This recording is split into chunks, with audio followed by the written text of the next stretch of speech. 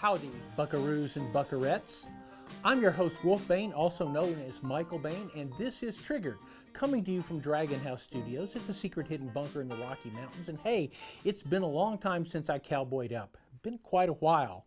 But today on Triggered, I want to talk to you a little about revolvers in a transitional period after the Civil War. The reason is, at SHOT, I ran into Mike Harvey from Cimarron Firearms. Mike and I have been friends for decades. And if you saw Shooting Gallery this season, you saw a visit to Cimarron, Mike Harvey. We shot a lot of really cool guns. But Mike contacted me and said, dude, I got to tell you, we got some new guns. I'm going to send you a case. I want you to take a look at them and talk about them a little bit. So they actually fit into one of my most hobby horse guns. And they are conversion units, cartridge conversion units that were made out of percussion gun parts after the Civil War. The brief history, we talked about it before, is the idea of a bored through cylinder, a hole all the way through the cylinder, a metallic cartridge goes in it. It seems perfectly logical to us, but it wasn't that logical if you go all the way back to 1850s, early 1860s, late 1830s, because they were percussion revolvers. The cylinders weren't bored all the way through. Instead, you dumped the powder and the ball in the front, and then in the back you had a little nipple, put a percussion cap on it, the hammer came down, pop, hit the percussion cap, bullet goes that way, right? In 1840, something like that, Roland White, working for Colt, thought, wow, wouldn't it be a cool idea if you were able to bore a hole all the way through the cylinder? And then you could just load it with, at that point, paper cartridges and figure out a Rube Goldberg way to pop that cap. So he built one and he fired it once because with the paper cartridges, as soon as he fired one, there was a ring of fire around the cylinder, resulting in all the cartridges in the cylinder letting go. Think about that. Not a good thing. Some of them are pointing at the frame. But he didn't stop, and eventually, working with Smith & Wesson, he came up with a bored-through cylinder that used a metallic cartridge, which he patented. Only Smith & Wesson was allowed to use it, okay? So we got Colt. Colt's the premier maker of revolvers in the world. And suddenly, with the Roland White patent with Smith & Wesson said, you can't make any bored-through cylinder guns. You must keep with your percussion guns. You can't have a bored-through cylinder. So it put Colt behind the 8-ball. Civil War comes. Colt's making a ton of money on percussion guns with the Colt Navy, 1851 Navy, 1860 Army. The most desired guns by both sides in the Civil War. They were percussion guns. Well, Remington also made a very desirable gun, 1858 Army percussion gun. 1864, Colt's factory burned down. It's like, whoa. So all of a sudden, no more Colt revolvers, but Remington had already been approved by the military. So you started seeing these huge Remington horse guns out there in the Civil War. At the end of the Civil War, these guns became the very first ones to be converted to cartridge conversions. And this is from Cimarron. It is a Remington 1858 cartridge conversion. This one is in .45 long Colt. And the reason that this was the first gun after the Civil War to be converted to fire metallic cartridges was because it was designed from the ground up to make it easier to replace the cylinder. Because remember, it took a long time to load that from the front. So you could pop the lever, pull the cylinder, put in a new cylinder.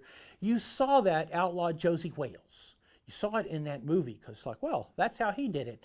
But it was extremely easy with the Remington. Since the gun was designed to change cylinders quickly, well, it wasn't, and it was a big beefy gun, it wasn't that hard to make the change to a cartridge handgun. They did this by machining the back of the frame and putting in a loading gate and then a way to eject the cartridges, which is not the easiest way to eject the cartridges. Let's go through it, okay? You start out here, you pull down on the loading lever.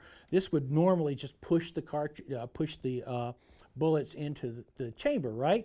Well, here it serves a different purpose. It locks at the front. You unlock it here. I think if you go forward, you can pop the cylinder. And here you have, wow, amazingly, an ejection rod. Maybe the first ejection rod goes up. You had to roll it out this way. And then you lined up the cylinder and you pushed. Now there's no spring on this guy right here. So you pushed out the cartridge, you pulled it back, you go back here, you come down here, you snap that back in. So initially you think, wow, that's pretty clumsy. It's not nearly as clumsy as loading a percussion cylinder. So 18 right after the Civil War, literally I think 1866 were the first of these cartridge conversions starting to come out. Remington made a deal with Smith & Wesson. Because Smith & Wesson wasn't Colt, Remington was able to make that deal. Important point on this gun, it has a top strap. The first one to have, like the first widespread use gun to have a top strap, it made it very strong. Secondly, what do we notice about the top strap there? Oh look, it has a sight. Sort of a modern sight, a groove through the top strap sight and a big fat sight on the front end. Makes it for a very strong gun. Originally, I think 36 cartridge, and then finally a 44 metallic cartridge, making this gun the very first big bore cartridge revolver ever made. This is a typical configuration, by the way, from the Civil War. 8-inch octagonal barrel. These guns were carried by cavalry in holsters on the horses. Horse pistols, following the lead of the flintlock guns of earlier era. The great big guns, of course, the Colt Walker, designed to be carried on a horse, not in a holster. So when we come back, we're going to talk a little bit more about conversion revolvers. I'm going to show you a couple of things, and hey, stay with us. This week's Triggered is brought to you by Lucid Optics. On target, under budget. Franklin Armory, home of the Reformation. Honor Defense, hey, with a brand new gun on the way. Cimarron Firearms, king of the cowboys. Lipsy's and their gun of the month. Tandem Cross, making good guns even better. And Ammo Man. What's inside your ammo can? Welcome back to Triggered, where today we're talking about cartridge conversion revolvers. That is, revolvers made to shoot metallic cartridges immediately after the Civil War, roughly right after the Civil War. When the Roll and White patent expired, Colt was able to start producing guns. But Smith & Wesson had a big lead on them, but what Colt had two very, very important things. They had crates and crates and crates of spare parts for their 1851 Navy, their 1860 Army. They had zillions of these frames and hammers and triggers for percussion revolvers. So Colts also had William Mason. And I can make a case that Mason is easily the most important man in the early world of revolvers. William Mason worked at Colt. Mason figured out a way to take 1860 and also the Navy revolvers and the 1860 Army revolvers and create a conversion that worked with metallic cartridges. This is Cimarron's version of one of the very first ones. It's a Mason-Richards conversion type 2. So you basically got an 1860 Army frame, and you can see the frame is a black powder frame. It's designed for the black powder revolver. Mason figured out the loading gate. Charles Richards figured out this. The ejection rod to make it, and plus it's sprung. It folds up out of the way here. It's sprung. It's easy to work. It makes this a much faster gun to load. Now, of course, here on the Cimarron version, it's beautiful. It is absolutely beautiful. This kind of deep blue color case hardening on the frame, which again is typical of the guns of the period. Like most of the percussion pistols, where's the front sight? Front sight's right there on the hammer. You see that little groove in the hammer? That's the front sight. It lined up with this little nub here. And initially you're thinking like, that's really a terrible way to do it. In fact, it actually works pretty well. You know, you're not shooting long range, unless you're Wild Bill Hickok, and trust me on this, if I may quote Quigley Down Under, this ain't Dodge City, and you ain't Bill Hickok. For most people, this was an excellent sighting system. It actually worked.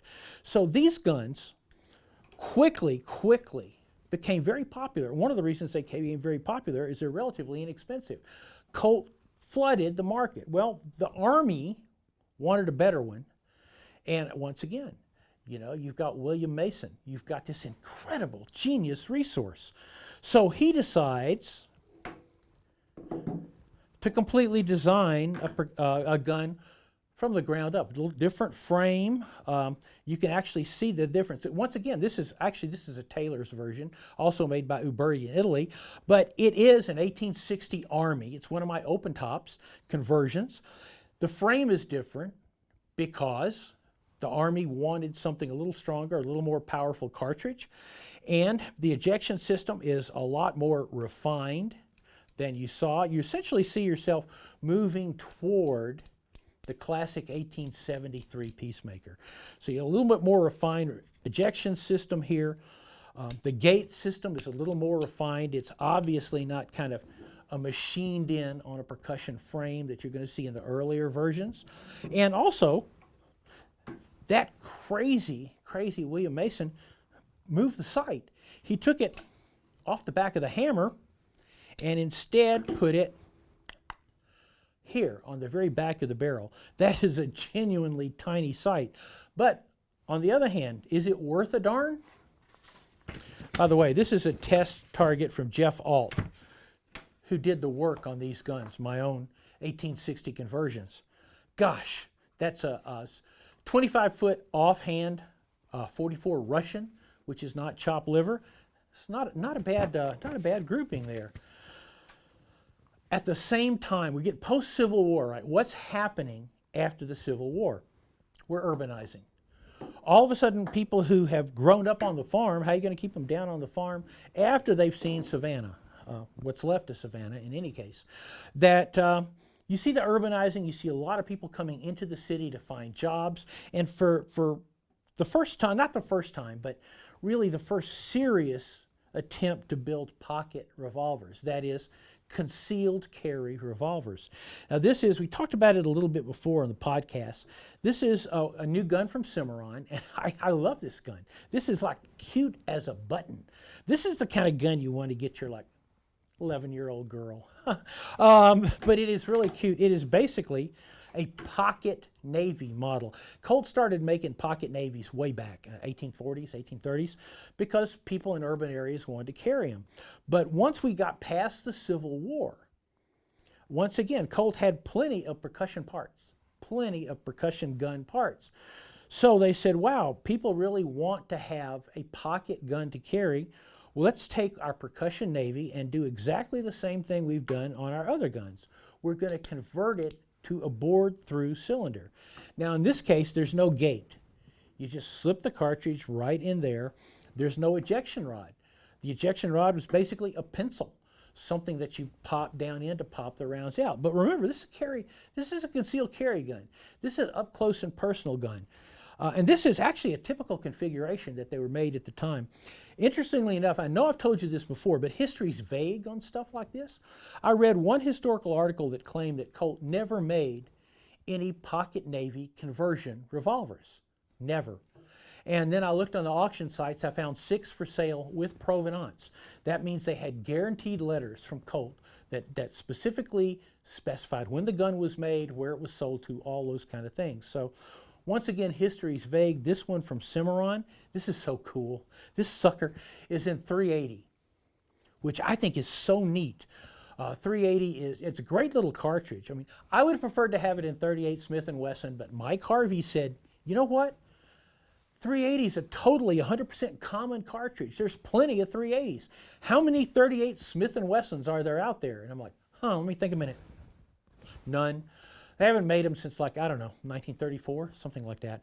But maybe the British made them, 38-200. But this is a super little gun to shoot. Now this one, the big guys, 45 Colts, I hadn't had a chance to shoot them yet. I just got them. But I've started shooting this guy, and it's really fun. There's no recoil.